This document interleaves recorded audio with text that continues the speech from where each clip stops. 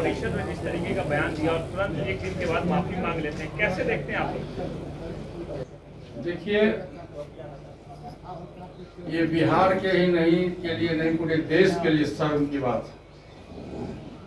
और आज तक मैं समझता हूं कि आज़ादी के बाद देश को आज़ाद हुए तकरीबन 75 वर्ष होने जा रहा है, और आज तक किसी राजनेताओं के द्वारा, और खास करके मुख्यमंत्री पद पर जो व्यक्ति बैठा हुआ हो और उसके द्वारा इस रंग का विधानसभा के अंदर में और विधान परिषद के अंदर में इस रंग का बयानबाजी करना महिलाओं के प्रति अशोभनीय बात कहना, ये शर्म की बात है। उस बात को जो उन्होंने विधानसभा और विधान परिषद में जिस बात का उन्होंने इस्तेमाल किया है, जिस शब्द का उन्होंने इस्तेमाल किया है, वो बोलने के लायक नहीं है। और तमाम साथी सब लोगों को पता है कि 3 दिन से पूरे देश और विदेश में भी इसकी घोर निंदाएं हो रही है। अब प्रेस के साथी कह रहे हैं कि भाई उन्होंने विधानसभा और विधान परिषद में अपनी गलती को स्वीकार कर लिया है, उनको माफ कर देना चाहिए। लेकिन जो बात मुंह से निकल जाता है, जो घटनाएं घट जाती है, और महिलाओं के साथ खास करके हमारे देश की महिलाएं, हमारी माताएं बहनें के साथ में इस ढंग से, वो भी हाउस में वो लोग बैठी हुई थी, बहुत से महिलाएं शर्म से बाहर निकल गई, रोने लगी। तो इस ढंग का आपत्तिजनक बयान मैं समझता हूं कि राजनीति इतिहास में आज तक कभी नहीं हुआ होगा, और ये इसकी जितनी भी निंदा की जाए वो कम है। और मैं ये बात का आपको कहना चाहूँगा कि नीतीश कुमार जी का उम्र का तकाजा हो या मानसिक रूप से परेशान हो या दिमागी संतुलन उनका बिगड़ गया हो, वो निश्चित रूप से दिमागी संतुलन उनके कब्जा में नहीं है। और एक कहानी है बचपन का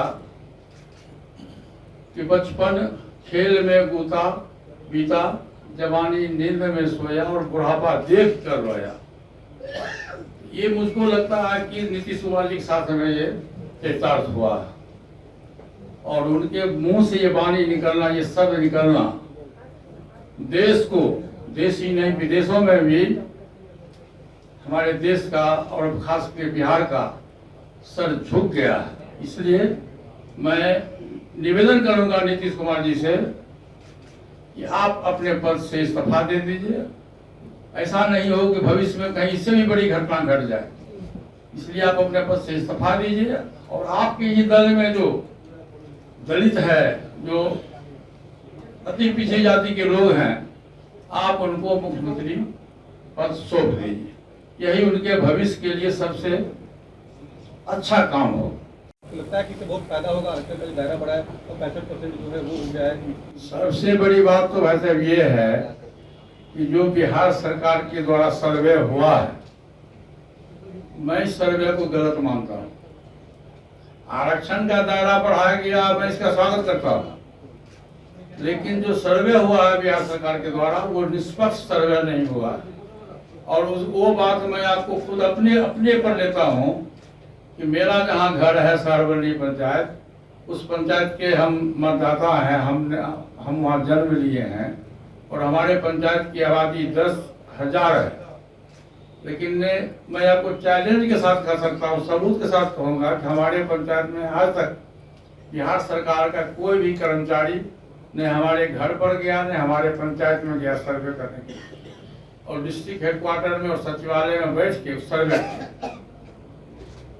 तो सर्वे के आधार पर, जनगणना के आधार पर आपने रिजर्वेशन दिया, मैं इसकी सराहना करता हूं, मैं स्वागत करता हूं। लेकिन ये सर्वे जो आपने करवाया है वो जाति के मामले पर, जो आपके समर्थक जात के लोग थे उनका सर्वे उनको आपने अधिक दिखलाया है, और जो आपके विरोध के लोग थे आप उनको कम दिखलाया है।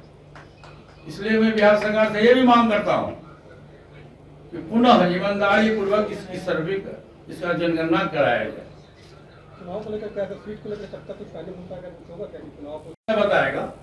अभी व्यक्ति कोई बताता नहीं, समय बताएगा ना। जब हम लोग बैठेंगे, 5 स्टेट का चुनाव हो जाएगा, चुनाव होने के बाद सब लोग फ्री होंगे, चाहे हमारी पार्टी छोटी है, इनकी भाजपा पार्टी बड़ी है, जो हम लोग इसमें गठबंधन के साथ ही हैं, आपस में बैठेंगे और सबका उद्देश्य एक है कि बिहार में 40 सीट है, 40 सीट पर कैसे सफलता मिले।